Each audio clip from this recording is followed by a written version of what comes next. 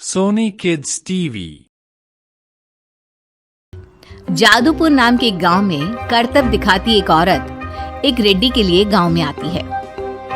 आइए आइए मेहरबान कदरदान, खाइए रोहड़ा के ताजे ताजे केले। कभी खाए नहीं होंगे ऐसे केले, पीले पीले केले खाइए।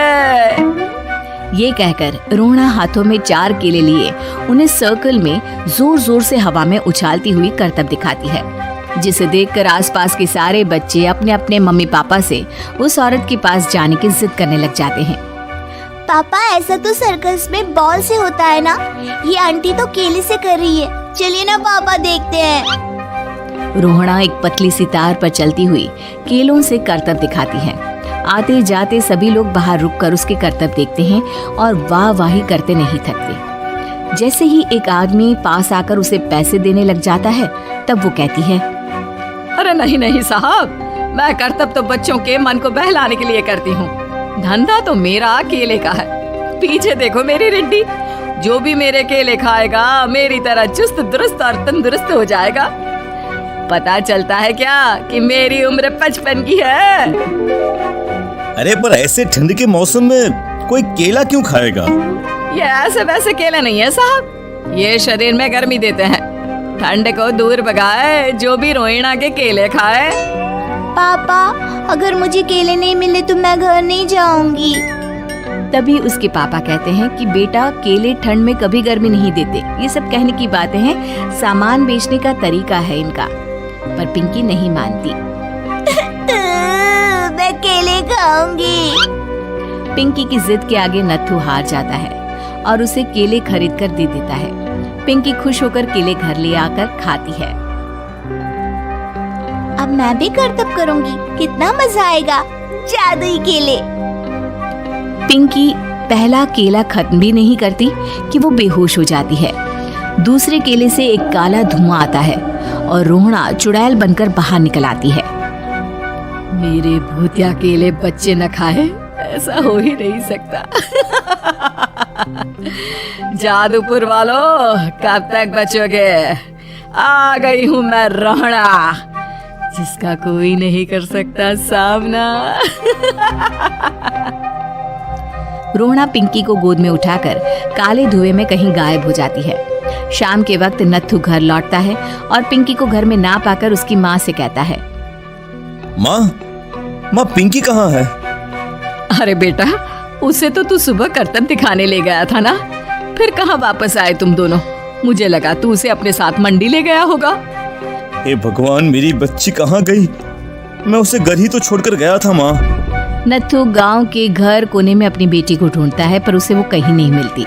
परेशान होकर आके रो रो कर नत्थू हिम्मत हार कर घर लौट आता है। अगली सुबह रोहड़ा फिर से करतब दिखाने आती है और इस बार पिंकी की तरह रोनी केले खरीद लेता है। 50 रुपए दिए थे पापा ने, सारे पैसों की मैंने केले खरीद लिए हैं। अब मैं भी आंटी की तरह ही करतबबाज बन जाऊंगा। यही सोचते हुए रोनी केले खाता है और पहला अकेला केला आधा खत्म भी नहीं करता कि चुड़ैल उसके सामने आ जाती है। मेरे साथ चलने का समय आ गया है रोनी। ये तो बस शुरुआत है। अब इस गांव के सारे बच्चे धीरे धीरे मेरे कब्जे में होंगे, एक बच्चा भी नहीं बचेगा।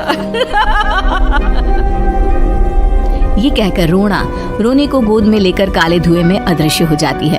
इसके बाद हर रोज गांव में से कोई ना कोई बच्चा गायब होता, पर ऐसा क्यों हो रहा है किसी को भी समझ में नहीं आ पा रहा था। रोज की तरह अपनी बेटी पिंकी की तलाश में नत्थू गांव के एक तालाब के पास बैठा रो रहा था। कहाँ गई मेरी पिंकी? शकुंतला के जाने के बाद एक वही तो मेरा सहारा थी। अरे उसकी आत्मा कोस रही होगी मुझे कि मैं अपनी बच्ची को संभाल भी नहीं पाया।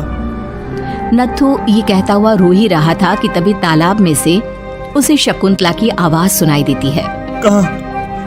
कहाँ थी तुम शकुंतला? हमारी बच्ची और सारे गायब हुए बच्चे रोहड़ा के कब्जे में हैं।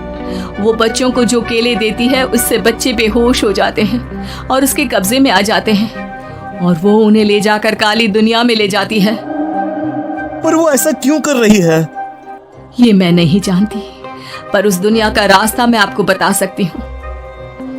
जहाँ ये नदी खत्म होती है वहाँ एक केले का पेड़ है, उसके नीचे एक दरवाजा है, वहीं से रास्ता जाता है उस दुनिया का। ये कहकर शकुंतला की आत्मा गायब हो जाती है। गांव के सभी लोग झुंड बनाकर उसी रास्ते से काली दुनिया में चले जाते हैं और वहाँ देखते हैं कि सारे बच्चे वहाँ काम कर रहे थे।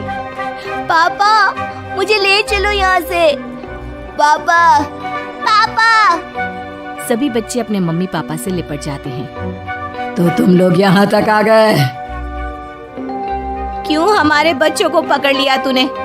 तुझे शिकार ही बनाना है तो ले, हम सब आ गए हैं, हमें खा ले। नहीं, मुझे बच्चे चाहिए, मेरे बच्चे के बदले तुम लोगों के बच्चे। क्या मतलब? मैं इसी गांव में रहने वाली एक औरत थी। केले की चोरी के इल्जाम में मेरे बेटे को गांव वालों ने इतना मारा कि वो मर गया। उसी दिन मैंने ठान लिया कि गांव वालों का भी वही हाल करूंगी। कुछ दिन बाद बेटे के चले जाने के दुख में मैं भी मर गई और मेरी भटकती आत्मा एक चुड़ैल बन गई। और फिर मैंने बदला लिया तुम सबके बच्चे छीनकर। बर्दाश्त नहीं कर पाए ना, सोचो मुझ पर क्या बीती होगी। हमें माफ कर दो रोना, पता नहीं ये किसकी गलती थी पर हम सभी माफी मांगते हैं। हमारी खुशियाँ लौटा दो, तुम भी तो एक माँ हो।